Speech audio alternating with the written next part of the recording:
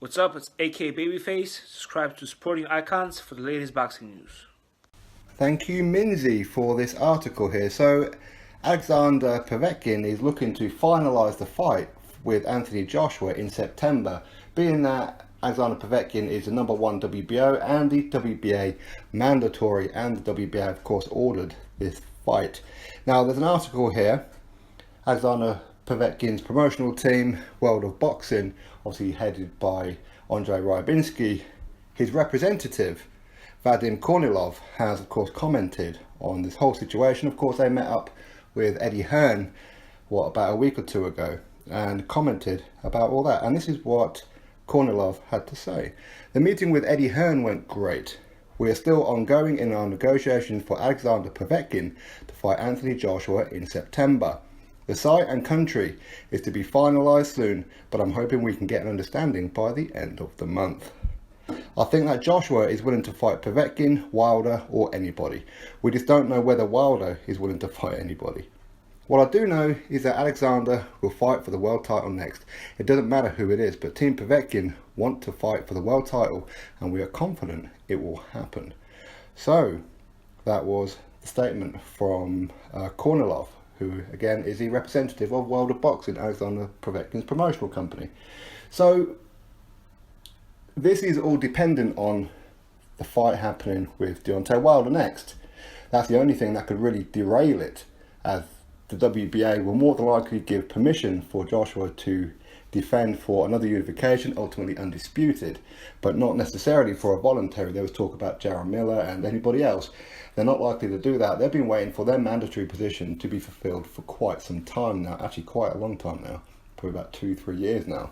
So again, everything is dependent on Wilder and Joshua coming to an agreement. There was all talk about it going to Vegas, but Joshua has said, look, I promised the fans, and we're going to try and deliver them a fight in the UK for the first time in history, for it to be on British soil for undisputed. Two champions coming together for undisputed. This is all about legacy, not necessarily about money, because he could potentially make more over in Vegas. Not that he really needs that little bit more money, because it's only going to be about $5 million or thereabouts, more than what he would to fight Povetkin or whoever else. That being because he's just made 5.2 million, is it, or 5.4 million on his brands, such as Under Armour and JD Sport, all like the kind of sponsors that he's got, and of course £100 million extension to his Matchroom contract. So that extra couple of million isn't going to really entice him that much to Vegas. Of course, it's a head turner, no doubt about it, but ultimately a fight in the UK, he gets to dictate who's on the undercard, because that's what Joshua likes to do. He does like to spend out of his own pocket on the undercard, and that's exactly what he does, because he owns the event, not Eddie Hearn, as some would have you believe. So this fight in September, would it go to purse bid? That's the thing. If it does, there's a good chance that Rybinski could win that purse bid, right? And ultimately the fight could end up going over to Russia. Not an ideal situation. Eddie Hearn has once commented that if necessary, they may end up relinquishing the WBA title in order to not go to Russia. Obviously, there's plenty of allegations over there about doping and what have you. Some may be founded, others not. So, but either way, with rumours, it's not ideal, but we'll have to wait and see, of course. So, potentially, it's going to be September then for Anthony Joshua to defend all of his titles, not just the WBA, of course, against Alexander Povetkin. The only thing that can really derail this one would be Deontay Wilder. Deontay Wilder is the fight that Joshua wants next. That's the fight that he's been trying to push for a long time.